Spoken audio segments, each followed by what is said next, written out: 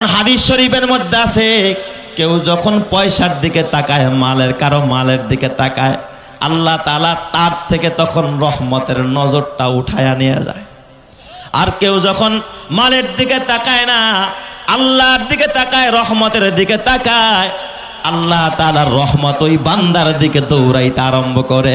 চিৎকার মেরে কন্না আল্লাহু আকবার।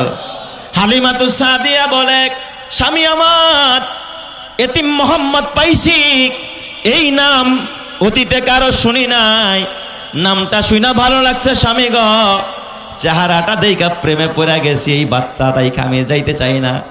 স্বামী কয়, তাইলে একটা কাজ কর ও বিবি আমার, এই এতিম বাচ্চাটাকে নিয়ে চলো, আসাল্লাহু আইয়াজালাহু ফিহি বারাকা, অচিরেই আল্লাহ তাআলা এই বাচ্চার দ্বারা মনে হয় আমাদেরকে বরকত দান করবে।